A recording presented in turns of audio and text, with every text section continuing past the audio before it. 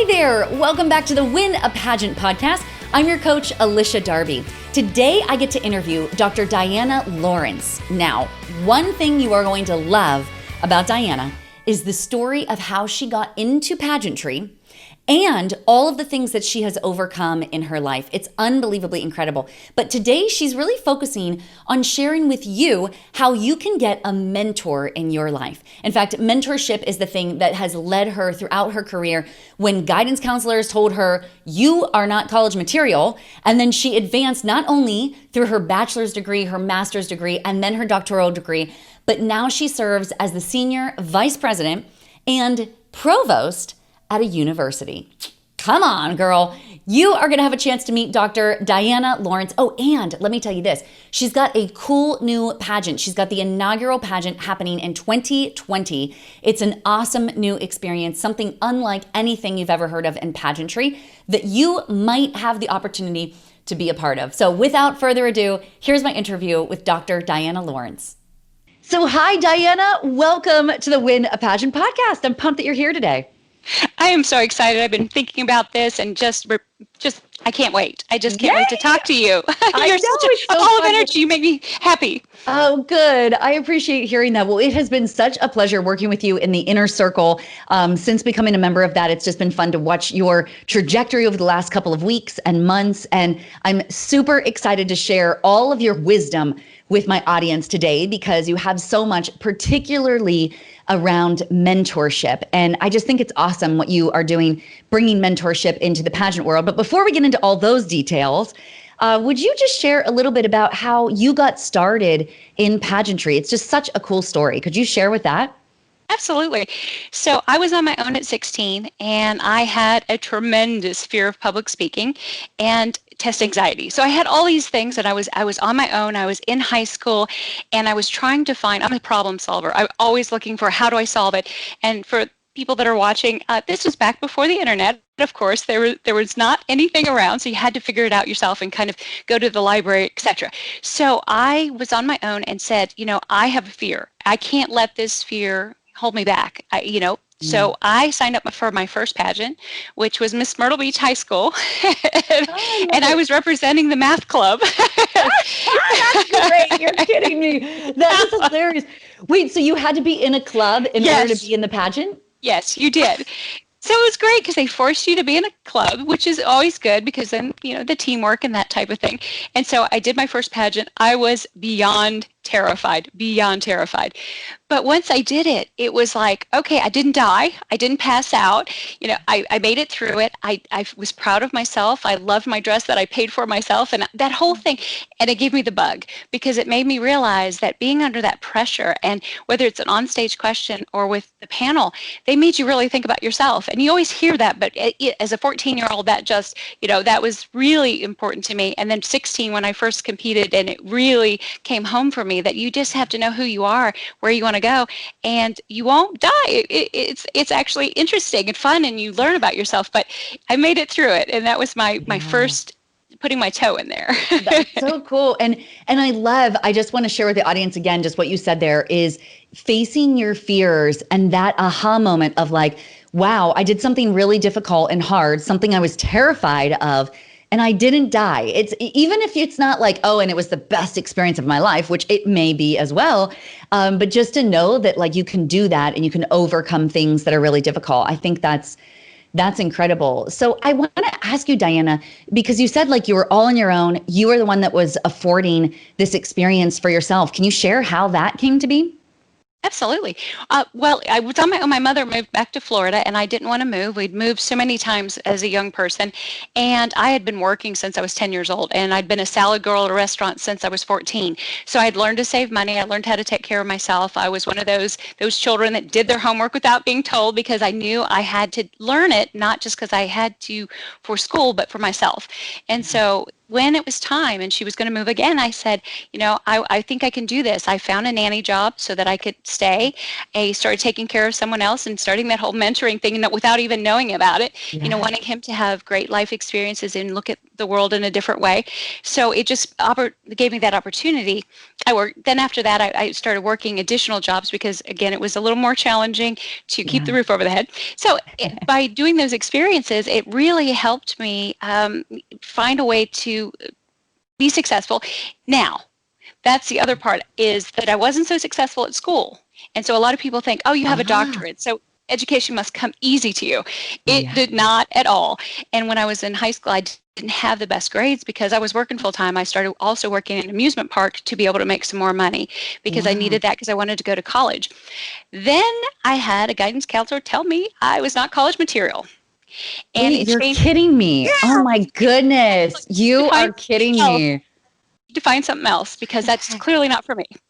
And it was so amazing. But what it did is, I'm a Taurus, and so I was like, oh yeah, right, okay. So I know my grades aren't that great, but I applied to my first college and they rejected me, of course. And I said, okay, I can either be rejected and stop here. And I didn't. So I wrote them a letter and I said, listen, I work full time. This is my story. This is who I am. Give me one semester to prove to you. Well, after my first semester, they let me stay in, and I became a member of the dean's list and very involved in the school.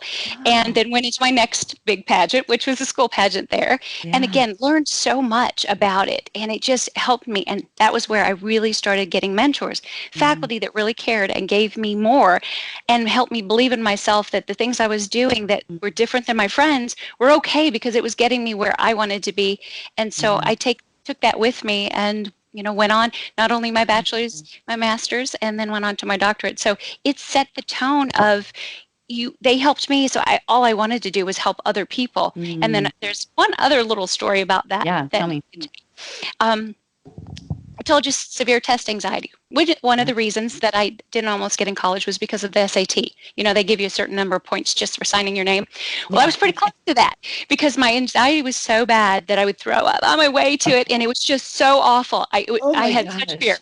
And what I did instead of just taking a class, I took a class where you had to do a project and you had to have a control group, and I studied test anxiety, and I discovered more about the tips and tricks. So that's another thing that helped me learn how to mentor other people is I took these students and I taught them what I learned, and actually the results were statistically significant. I can't say that. Yeah, it showed me that in a short period of time, how you could change someone's life. And a lot of people think that you have to have this long time or these hours to put in, and it isn't true.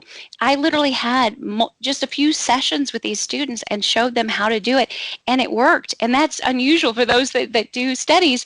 Having that significance is difficult. So it then just spurred me on.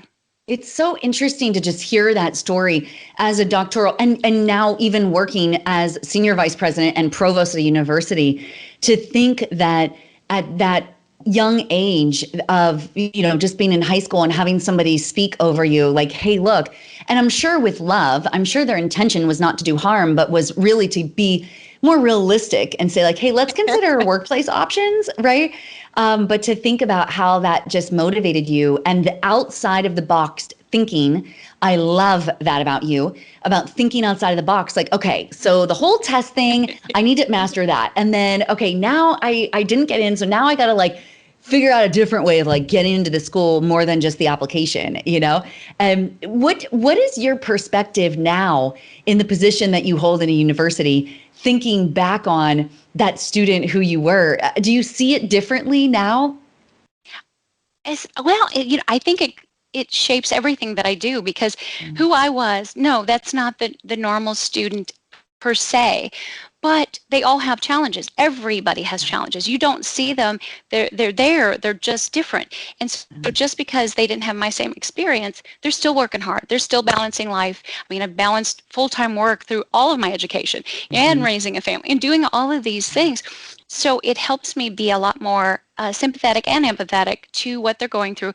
I also look at curriculum a very different way because before, a teacher would say, back in the day before internet, when I went to school the first round, is they would say, you read this chapter.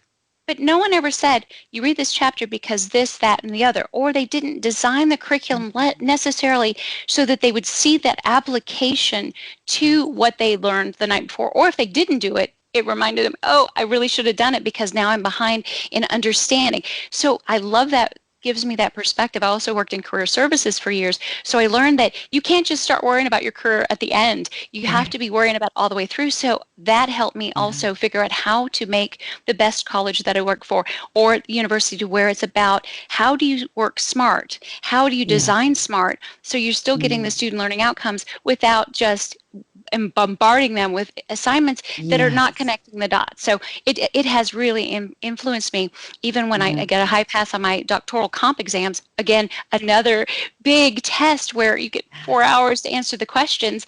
And you know, you don't know, you had to pull all this stuff out of your head.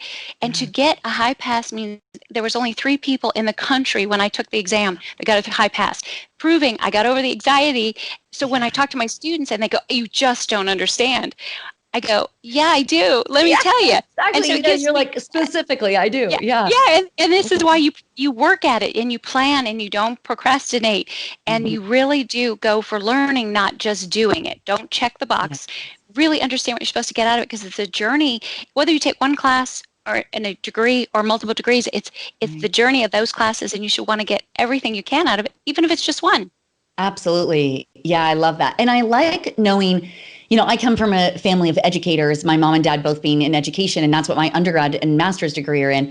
And something I even now today do, like I geek out on curriculum too. Like that's one of my favorite things, is to structure curriculum for adult learning. And one of the things that I loved about what you're describing here is that skill sets are learnable. And it frustrates me when I hear people say like, oh, I'm just not good at that. Then I'm thinking, no, you just don't know how yet to do that, but let's learn it. You know, let's figure this out. And it's so cool that you have that example early on, even of that recognition of like, okay, hang on a second. This is a skill set that I want, so I'm going to learn how to do this. And then you leaned into the best areas of education to get that, first in public speaking, then through overcoming test anxiety. Like, it's just, that is so interesting. And, you know, the thread that I think that's, because the listeners of the Win a Pageant podcast are super high achievers, they're go-getters, and they're constantly looking for, okay, they see the vision of like, this is where I want to get. Who can I find to help me along the way? And, you know, it's what you're describing about mentorship along your path, I think is just so amazing that you had the right people at the right time come into your life. But sometimes just that word mentor can be a little like super formal, right? Or super confusing. Like, so do I have to like ask this person formally, will you be my mentor? Or does mentorship just happen naturally? Like, so I would love to hear your story of mentorship, how it first became aware, that you became aware of the fact that you were even getting mentors in all of these areas. You know, can you share a little bit about that? What mentorship really looks like? Absolutely. So when I was in college, I had a few instructors that really believed in me, but you wouldn't call it a formal mentorship. I was a student, but they happened to have office hours, and I would come by, and I was a sponge and wanted to pick their brain, and they were so willing to help me. Then my first job at a college, it was a small college, and I started there. I had all these fears. I just graduated from college. How am I going to do this? I had a fear of public speaking, but I wanted to be a teacher because I wanted to help people. So I was trying to fight that fear. And the president of the college decided that I was worthy of being mentored. And she was such a vivacious person, very similar to you, where you just wanted to be in her presence because she was just energetic, and she was so kind about finding ways. And I asked her one day, why are you helping me so much? Because I'm low man on the totem pole. And she said, because of your work ethic. And I truly believe that if I show you some things that you can make you better, then you will be able to exceed and be better than me, and you will be a president one day. And just that belief in me. But she was so cute. She would do everything, like where she would say something, I'll do something, and she'd go, okay, is that really what you want to do? And I'd go, absolutely, these are why. And then she'd go, I hadn't thought about that. So what I learned from her was the unique thing that most people don't know. Most people think that mentoring is a very formal, and it is. It can be. It can be one directional, meaning you have this person with great wisdom that is bestowing this wisdom on someone else, or working with them and they say, well, I want to learn this, and so they teach it. Yeah. there's the other one, which she was ahead of her time because hers was more of what I like to call coaching, and it's multi-directional. So I would teach her things. I was much younger than she was, and she had all these years of experience. And she'd say, well, what do you think about this? And I'd go, well, I think this. And she'd go, well, I hadn't thought about that. And so we learned from each other. So from the very beginning, that is what I learned, not only from her, but then I applied everywhere I went. So I was always looking for somebody that was sharp and had eagerness to them, not just because it was going to be easy to teach them something, but that I could see that they could be doing so much more. So those are the two types. Normally there's the formal, which, like I said, could be 2 to 3 hours a week for years. And if that's what someone has to give, that's wonderful. But to me, the multi-directional, it can be organic, it could develop. I have had conversations at a charity event that developed into something where someone said, oh my gosh, you're so inspirational. I had never thought about going that direction in my life. And then they would tell me more things, and I'd go, oh my gosh, I didn't know anything about that. They were dealing with some challenges or what have you.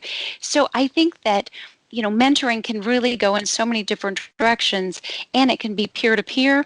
It can be it's just somebody wanting to help somebody be better at the tools they have that may not know how to use, or the tools they have that they're not confident enough about using.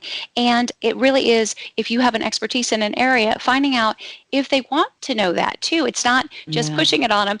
It's finding it out. But I think that that's the best way, is that multi-directional, because when you're working with someone that's younger, it also there's research that shows that it actually helps a mature brain be much more lively, if you will, and last longer, because you're constantly being challenged. But also in education specifically, as I'm sure your parents agree, is you can all of a sudden start getting distanced if you're not still teaching hands-on the undergrad students. Well, by mentoring, you learn about what's going on in their head, how they perceive things, what they're doing, why they're doing it. And then they learn, oh, you're not this stuffy person up in an office somewhere. You actually came through this. You actually learn these things. You actually have something that I want to learn about. And I love that symbiotic. I love that symbiotic flow. I view it kind of like like if you're only having a receiver, if you're only like receiving input and there's no output, then you kind of get like a swamp. That's what a swamp is there's a way to get into the swamp and there's no way out. And so there's not, unlike a river that continually flows. And if you are able to, have input and output where you're being mentored and also mentoring others, then you stay in the flow. Yeah, you like stay in the consistent. Something that I think is really interesting about what you said that I think our audience could benefit from is this idea of choosing. So as a mentor, because everybody, it sounds like what you're saying, and I think I agree, is that everybody has the capacity to both be a mentor and also be mentored, even by the same person. So the person that they are mentoring is also mentoring them, perhaps in a different area, right?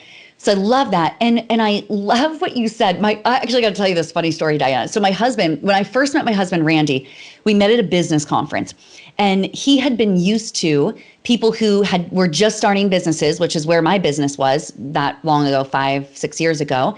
I was bringing my business online, and he'd been used to meeting with people as a consultant for their businesses. And he said that what he got good at doing was he would assign a simple assignment. And the person who did the assignment and reported back to him, like, okay, I did that. Like, what else do you have for me? That was the person that he would lean into mentoring.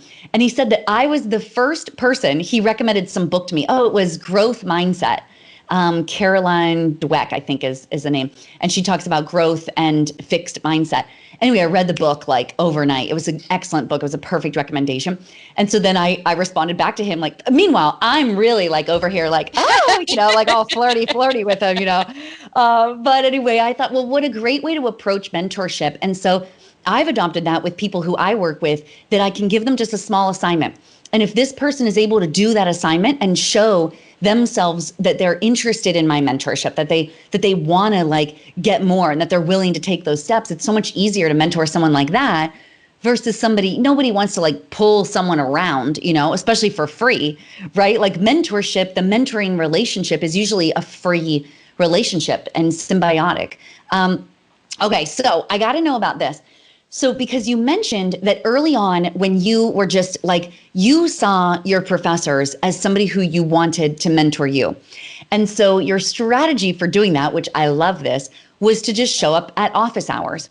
And I think it's so brilliant. Having been a university professor, I recognize basically nobody comes to office hours. Like you're sitting there, you got to have office hours. Your door's open for 2.5 hours, 3 hours, whatever. And you're kind of like sitting there doing homework and stuff. It's so refreshing and exciting for a student to walk in and like ask you a real question. You're like, oh, I'd love to answer your question, you know? So I think that's just such a cool strategy that you did. Do you have other advice similar to that, that people listening, that they're thinking like, oh, I see this person, I would love for that person, I would love to have a relationship with them, I'd love to have a mentoring relationship with them. What other strategies do you recommend that somebody do to approach someone that they want to be mentored by? I think one of the things that's so challenging about being a formal mentor is that the time. Yeah. And you're really just giving the information. When you're doing an informal, that's what I like. I like the informal. So if you want this person to be your mentor, what I would do is show up at their events. Show up at whether it be college events, whether it be high school events, whether it be community events, if you know they're going to be there to speak. So that way they see that you're engaged. It's not, will you mentor me? It's, wow, what you said about that was incredible. I had never thought about that. Whatever. Yeah. But to really talk about what what's important to them, Yeah. not what do you want from them, but what they gave you freely at that talk, at that community thing, that event, a charity event. I don't know much about this charity event. I would love to know. You said you were with it for 10 years. Tell me more about that, because I think that the most powerful ones are where you find out that there's a personal connection. I think that's the difference of the multi-directional, because it's not, what can you give me as the wisdom person, the expert, but what can we get together? What can we talk about? What can we develop? And a lot of things can come from that. But then you also know that you're a good fit, because if you're going to be spending time with someone, if you're going to be giving your time, how busy everybody is. Yes. If you can find a connection with someone, and for yourself too. I don't want somebody just because they're an expert and have a Nobel Peace Prize to be my mentor. If they're not going to bring something that I'm going to enjoy spending time with them, but I also want to bring something to them. And so that, I think that by doing it informally is very powerful, because it doesn't feel so on you. You're not asking something from them. You're developing a conversation, and then when it comes up, it says, if you ever decide to take on a mentor, I would love to be considered. And I like that line. Say that again. That's a perfect line. if you ever consider, I think I said, basically, if you ever consider having a mentor, I'd love to be. If you ever decide to have a mentor, to be a mentor, I would love to be considered, because again, there's no pressure there. That. I would like to be Yes. yours is a little pressury, but if you say I'd like to be considered, that means they have options and they're not being cornered. That means, they understand about working with people, and about, that this isn't a guarantee and this is a big deal. So again, respecting their time and asking them nicely that you'd like to just be that considered, because I it love really that. is. It should be a joint. It should be fun. It should be interesting. It should be, friendly too. Yeah, absolutely. It's like develop the relation. It's a relationship. Yes. It's a friendship that needs to be developed, and can't just be like an expectation, and can't feel like a weight for either party, because then no one wants to do it. No one wants to show up. If you feel like, oh, my mentor is making me do this crap again, well, then the mentee doesn't want to show up either. So it's like, you're right. It has to definitely be that perfect symbiotic kind of feel, and that you're both like headed down the right path. I love that. So I want to hear more about Dr. World, because what you've created with this pageant, I just think is so unique. So Diana has now created a pageant that is really based on this mentorship model. Can you share a little bit about Dr. World? Oh, I'd love to. It's been years in the making. I've always wanted to do something where, I've worked with, we don't have time to talk about the different organizations I've worked with for mentoring. And I got to the point where I'm like, I'm doing a lot of work. I'm doing a lot in my community, but I want to be able to pass the torch on, because one of the things I've learned through, especially your program, is about the legacy. I never thought about the legacy project. I never thought about what I'm doing in that terms specifically, but it really is, because what I wanted to do is create an opportunity for women that had an earned doctorate to be able to be getting out there with the crown and sash, yes, but more about professional development. What's going to happen once we're past COVID? The goal is for this to be a live pageant, but it's to start out with a full day of professional development. Women from all over the country coming together, helping women that have bachelor's degrees that don't know if they really want to go on, master's degrees, doctorates, to have roundtable discussions, to be able to have this type of all day long professional development, and also have videos in the library to be able to get snippets, because all these women are doing different things to getting to their doctor. I mean, I went to college for 15 years and worked full time. It's a lot. 0.5% of the women had a doctorate when I graduated. So getting them together and going, these were the things that got in my way. Don't let them get in your way. This is how you can avoid them. To be able to share that, but also get that back from the younger folks that are just starting out going, well, these are the things now that are a challenge. Oh, well, if it was me now, I would, again, that women helping women, women supporting women, women mentoring women. Then the next day happens to have a panel interview and an on-stage evening gown portion for the title. So that way it gets all women together, not just those with a doctorate, but then has that ending. So then once they're crowned, I'm doing 10/10/2020, which I think is great to start it. Well, we're doing it virtual because of what's going on. Yes. But these women, what they're going to be able to do is the cornerstone of this competition is to recognize their work, for them to make people more aware. How many people know, I would try not to say any of the contestants, but there's a lot of jobs that people don't understand that by having a doctorate in it, it's going to help them do certain things. Well, what this will do is they will educate. So if you've got, I was just talking to someone that is in college right now, just started, and she said, well, I'm not sure what direction I'm going to go. Well, if you have potential mentors, whether it be Dr. World, Dr. America, or Dr. United States of America, that they are posting things constantly on the site, but also Facebook, of saying, these are the things that are the strengths of this field. These are the weaknesses. These are the things I would recommend. Giving that ongoing advice about their field, because many people don't know. I literally did an event the other day where someone mentored me for a day, and I went in and he did surgery on the eyes. I had no idea how many things he took care of, because you think, oh, plastic surgery. I saw people, their lives transformed by learning about what he was doing for them. I had no idea. So that's what this is about, is to learn more about fields you don't know about, because not only for young people to decide to go that direction, but for us that may want a second career or may want to look at something else. How powerful is, you don't want to go out and learn about it from somebody that it's very dry. You want to learn about hands-on. You want to see the people. You want to ask the questions and experience. And so doing that type of experience, for me, just reinvigorated what this is about. It's community service. It's about education and mentoring in the way that works for you. That, some pageants say, well, this is what you must do. And that's nothing wrong with that. That's what they've decided. This is their mission. Mine is mentoring in the sense of, if you want to work with school-age children, please do. If your mission for your year is to work with high school students, okay.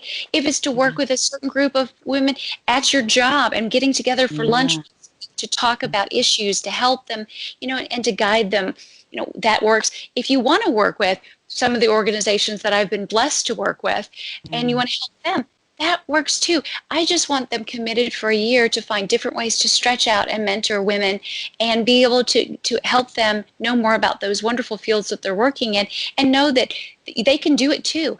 I always say, that doctor was 90% persistence and 10% intelligence, because beautiful, wonderful, bright women that didn't get through it because it's about the persistence. Life gets in the way. So for them to have a plan early. Yes. I love this.